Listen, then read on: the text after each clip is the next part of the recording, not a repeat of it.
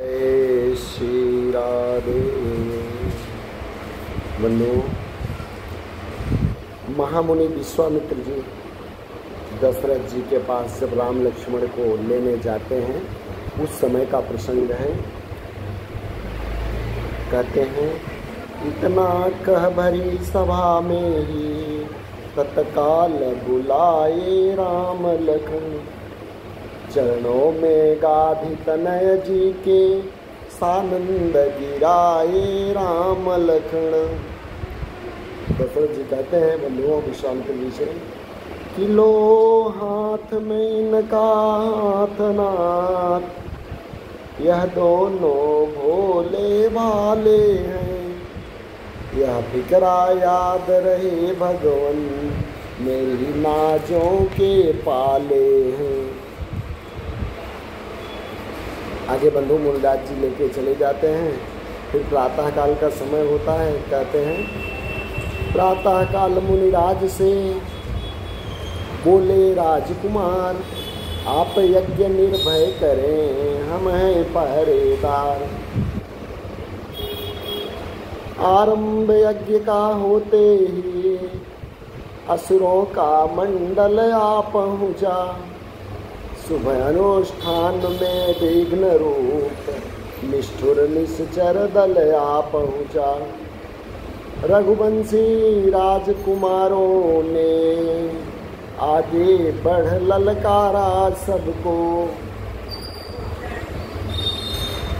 हाथों में लेकर धनुष बाण पल भर में संहारा सबको। धर्म स्थापन करेंगे यह ऐसा विश्वास न क्यों करहो, जब दोनों विजयी सिंहों का यह अवसर पहला अवसर हो। क्षण में सुबाहु रजनीचर को अर्पण कर दिया अग्निसर को, मारीच नीच को उड़ा दिया 100 योजन पार समुंदर के। बन वह बन गया स्वर्ग कानन, कांटों से खाली चमन हुआ। हे राजकुमारों सुखी रहो, ऋषि के मुख से यह वचन हुआ। सचमुच उस समय भाग्य ऊंचा श्री लक्ष्मण श्री रघुबर का था,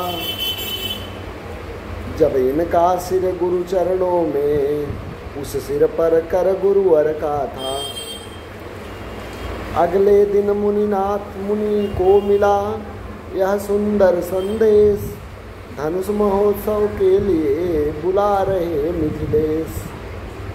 समाचार सुनकर लगे चलने जब मुनिनाथ, प्रेम विवश चलते समय लिया इन्हें भी साथ। चलते चलते वह जगह मिली, छाया न जहाँ दिखलाती थी, जिस ओर नेत्र दौड़ाते थे मरुभूमि दृष्टि ही आती थी पड़ी एक पाषाण मूर्ति, चारों दिश जिसके कुहरा था। मुस्का कर पूछा रघुबर ने, गुरुवर यह अचरज है कैसा। रघुनंदन की बात सुन बिहसे विश्वामित्र, सुना दिया उस शिला का आद्योपांत चरित्र। फिर कहा, ऋषि कहते हैं विश्वामित्र जी कहते हैं बंधुओं श्री राम जी से, फिर कहा कभी गौतम थी, अब शिला साप की मारी है, अब शिला साप की मारी।